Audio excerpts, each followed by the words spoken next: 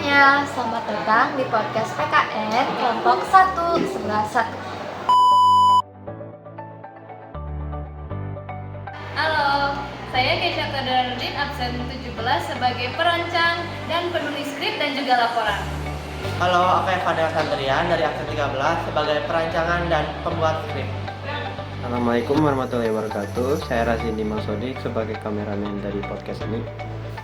Assalamualaikum warahmatullahi wabarakatuh. Perkenalkan, saya Syafiq Kamil Arilibuna dari kelas 11 1, kelompok 1 PPKN Podcast. Tugas saya di sini yaitu sebagai editor. Kenalkan, aku Almira Amanda sebagai host yang bakal menuju podcast kali ini. Nah, aku sekarang lagi berada di perpus dan juga habis pulang sekolah nih. Menurut aku, suasana sekarang itu cocok banget untuk kita saling ngobrol santai, tapi tetap informatif dan juga edukatif. Nah, hari ini aku bakal membahas satu topik yang penting banget dan juga sering kita rasain dalam kehidupan sehari-hari. Tapi sepertinya jarang kita bahas secara langsung nih. Nah, topik yang bakal aku bawain hari ini adalah mengenai krisis kebersamaan di tengah perbedaan identitas. Tapi hari ini aku gak akan sendiri aja nih. Hari ini aku bakal ditemenin oleh salah satu teman kelas aku. Yuk langsung aja kita panggil Sasa. Hai semuanya, hai Almira. Hai, nama aku Sasa. Hari ini aku sudah banget nih bisa diajak podcast di obrolan santai tapi tetap edukatif. Kedengarannya topiknya menarik ya. Ya, betul banget, topiknya menarik dulu. Aku sempat bingung juga nih harus mulai dari mana, karena topik ini tuh sebenarnya dekat banget sama kehidupan kita di sekolah ya sayang, tapi jarang ngomongin secara langsung. Nah, untuk mulainya mungkin kayak aku mulai dari pertanyaan, pernah nggak sih kamu ngerasa kayak di sekolah tuh ada terbagi jadi kelompok-kelompok gitu, atau misalnya kayak kalau zaman sekarang tuh gampangnya disebut circle gitu ya? Pernah banget loh lihat kayak kadang-kadang merasa banget kalau misalnya ada jarak di antara orang-orang. Nggak terlalu jelas banget siapa dulu sama siapa, dan ada batas yang nggak tertulis tapi kerasa gitu. Ya, aku rasa kita semua juga pasti cepat atau lambat ngerasain situasi kayak gitu. Makanya topik krisis kebersamaan itu penting banget untuk kita bahas. Secara sederhana, ini tuh momen ketika hubungan antara orang tuh terasa mulai renggang. Ini tuh bukan karena masalah besar, tapi karena emang pelan-pelan kita berhenti terkoneksi satu sama lain. Kalau aku simpulin, krisis kebersamaan tuh kayak kepercayaan orang-orang tuh mulai menurun ketika munculnya kecurigaan satu sama lain, terus kita jadi sering salah paham, terus akhirnya interaksi yang terjadi tuh jadi kaku. Nah, yang tadinya tuh kita akrab tapi bisa jadi saling jauhan gitu, saling berjarak. Dan benarnya jarak sosial itu sering muncul dalam bentuk-bentuk yang enggak selalu kelihatan jelas. Misalnya orang-orang kumpulnya dengan lingkungan itu aja, circle itu aja, yang kurang berbaur dengan orang lain. Itu tuh kadang mereka tuh cuman karena nggak ada kesempatan ngobrol atau karena takut disalahpahami oleh orang lain. Menariknya bisa fenomena pengelompokan dan pembatasan jarak ini tuh gak cuma terjadi di level sekolah atau pertemanan aja nih. Ini tuh bisa terjadi juga di level yang lebih besar, skalanya secara nasional. Menurut kamu gimana tuh, Sa? Betul banget kayak kalau kita lihat ini dapat misalnya dari survei Saiful, Ujani Research dan Konsulting yang sempat aku baca, ditemukan bahwa ada sejumlah kecil publik tepatnya 6,88% yang merasa terpolarisasi atau terpecah belah hanya karena perbedaan pilihan presiden. Ya meskipun angkanya kecil, hanya 6,88%, tapi ini menunjukkan bahwa perbedaan pilihan politik yang bersifat wajar dan normal dalam demokrasi bisa merusak kohesi sosial dan menciptakan perpecahan. Di level nasional aja, hal seperti memilih pemimpin bisa jadi pemicu keonakan. Bayangin di level sekolah, hal-hal sederhana seperti pilihan jurusan, ekskul, atau bahkan tim favorit di pertandingan game online bisa jadi pemicu yang sama. Dan yang bikin makin kompleks adalah identitas yang kita bawa, entah budaya kita, suku, atau misalnya ekskul yang kita ikutin, atau jurusan IPA, IPS, atau hal-hal sepele kayak geng pertemanan. Tanpa sadar itu tuh bisa jadi batas. Kadang ada gesekan antara orang-orang muncul dari situ juga ya. Bahkan dari hal-hal kayak debat dan juga kerja kelompok mulai juga dari situ ya. Betul, itu membawa kita ke konsep jarak sosial yang ketat. Kita bisa ambil contoh dari masyarakat transmigrasi di 19. Misalnya tuh kayak masyarakat dari luar daerah sama masyarakat lokal tuh kayak merasa ada jaraknya gitu, ada perbedaannya. Nah, itu relate banget ya. Jarak sosial itu kan terjadi bukan karena kita beda geng aja, tapi karena biasanya si geng-geng itu melihat latar belakang atau asal usul kita. Nah, kalau tadi dusun Bukit Indah tadi tuh, ini tuh dimana perbedaan asal usul kayak Jawa versus lokal ya, dimana itu tuh bisa memunculkan masalah seperti yang pertama tuh stereotype. Masyarakat transmigrasi itu merasa kalau masyarakat lokal itu eksklusif dan hanya bergaul di kelompok sendiri. Yang kedua itu kecurigaan. Masyarakat lokal tuh merasa curiga dengan para pendatangnya atau yang suka disebut transmigran karena dianggap mereka tuh punya sumber yang lebih besar dan juga cara pandang yang berbeda sama orang yang lokal. Itu tuh persis banget kan sama apa yang terjadi di sekolah kita. Misalnya nih ada anak di luar kota yang pindah ke sekolah kita terus dicap eksklusif atau sombong, atau misalnya tuh kayak teman kita yang berbeda jurusan kita atau IPS itu sering dicap kayak lebih santai atau lebih rajin. Nah itu tuh terjadi karena kita tuh nggak mau lebih mengenal orang.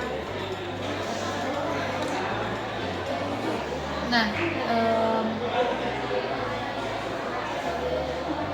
misalnya waktu kelas kita terpecah karena dua pendapat yang berbeda dalam diskusi.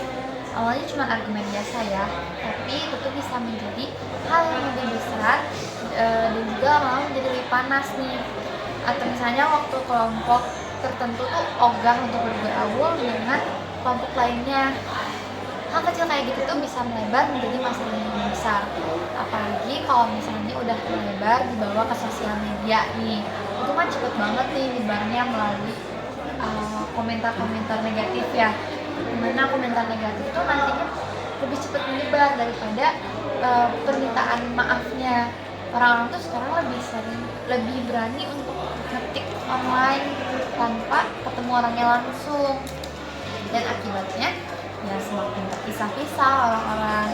Di sini kita lihat dampaknya tuh sama persis kayak polarisasi politik yang tadi kita bahas.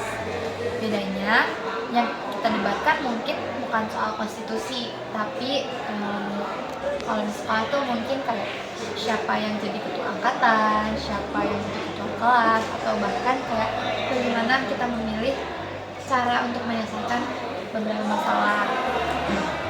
Nah, kalau kita tarik nih garis besarnya teman-teman, yang bikin kebersamaan melemah itu banyak banget faktornya. Misalnya bisa dari kurangnya dialog, atau informasi yang datangnya cuma setengah-setengah, atau mulai kayak dari kebiasaan yang hobi banget nge-highlight konflik-konflik, atau orang-orang yang hobi untuk menjudge orang secara cepat gitu. Nah, ini tuh bisa pelan-pelan mengikis kepercayaan satu sama lain. Dan faktor penyebab utamanya adalah interaksi yang setara. Berdasarkan kasus-kasus tadi, termasuk kasus disabilitas, jarak sosial itu tebal karena interaksi hanya di level fungsional aja. Kayak kita tuh cuma ngobrol kalau ada urusan, misalnya tugas kantor. Di luar itu tuh kita ke kelompok masing-masing lagi kan. terus juga kegiatan berbaur. Ada rasa enggan untuk terlibat dalam kegiatan kelompok atau kultural yang melibatkan kelompok lain. Nah, karena banyak banget yang kenal. Kalau misalnya nggak penting banget, nggak usah lah datang. Kalau kita cuma ngobrol hal-hal yang aman dan superficial, kita nggak akan pernah memecah permasalahan stereotip dan kecurigaan yang tadi kita sebutkan. Dan sedihnya adalah kita sering sadar setelah semuanya terlanjur begini. Gitu ya.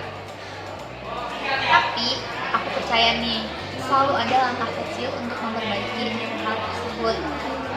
Langkah ini tuh nggak harus bisa mengubah langsung satu sekolah, mengubah langsung secara nasional, tapi bisa mulai dari kita sendiri nih. Nah, berarti kita langsung aja masuk ke solusinya.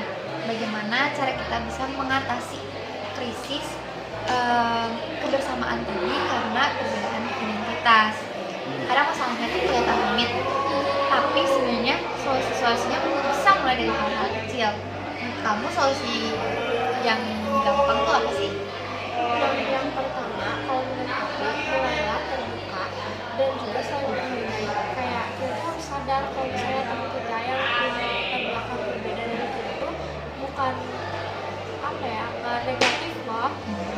Sama mulailah buat kelompok yang orangnya tuh nggak itu aja. Coba buat kelompok yang orangnya tuh kayak dari berbagai latar belakang, dan kita tuh biasa buat kerja sama dia. Berbaur gitu ya.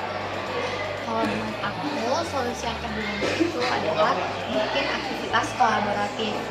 Nah, kayak saya tadi, bergaul dengan orang-orang yang berbeda latar belakang. Nah, dengan kita bikin aktivitas seperti aktivitas ekskul atau misalnya kayak bikin project bareng, bikin kegiatan sosial bareng, itu tuh bisa banget ngilangin rasa kita dan juga mereka, yang membuat kita tuh memiliki ikatan yang lebih sama gitu. Lalu kalau misalnya coba buka ruang buat komunikasi sama mereka. Kadang aku cuma butuh buat ngedengerin teman kita cerita tanpa kita ngomong, biar kita tuh tahu ceritanya gimana, mereka suka apa dan apa tentang mereka. Kita tuh jadi bisa lebih memahami mereka, jadi kalau main ngejudge kayak gitu. Nah, betul banget. Dari membuka dialog itu, kita tuh bisa saling mengenali budaya atau identitas masing-masing dengan cara yang positif, dengan banyak ngobrol. Misal dari hari budaya kecil-kecilan atau sharing-sharing tadi makanan khas, atau misalnya adat-adat latar belakang kita, dan juga perbedaan yang jadi sesuatu yang bisa dirayakan, bukan cuma ditakuti. Nah, yang terakhir, punya tujuan bersama. Kalau kita fokus ke tujuan yang sama, misalnya proyek di kelas atau kegiatan bareng, identitas jadi bukan kekurangan, tapi jadi bagian dari kekuatan tim. Intinya sih identitas tuh kayak harusnya jadi jembatan ya, bukan jadi tembok untuk saling kita tuh membataskan satu sama lain, karena kita tuh harus selalu sesuai dengan slogan Indonesia, simbol Bhinneka Tunggal Ika, beda-beda tapi tetap satu. Betul banget, langkahnya kecil tapi efeknya bisa besar kalau misalnya kita semua mau ngelakuin. Jadi teman-teman, mungkin setelah mendengarkan podcast ini, kita bisa lebih peka dan juga sadar dengan lingkungan sekitar kita. Kalau kita bisa mulai ngebangun ruang di mana orang-orang merasa nyaman dan juga aman untuk ngobrol dan juga saling cerita, rasa kebersamaan itu bisa mulai tumbuh. Nah, segitu aja tentang podcastnya, tentang perbedaan di krisis identitas ini ya. Terima kasih Sasa udah sempetin untuk ngobrol hari ini. Obrolannya tuh ringan tapi edukatif banget ya. Makasih juga Mir udah ngajak aku. Seneng banget bisa jadi bagian dari podcast ini. Oke, untuk semuanya makasih juga udah dengerin podcast kita sampai selesai. Jangan lupa kebersamaan itu nggak muncul dari hanya kebetulan, tapi kebersamaan muncul dari hal yang kita bangun. Sampai jumpa di episode berikutnya. Dadah.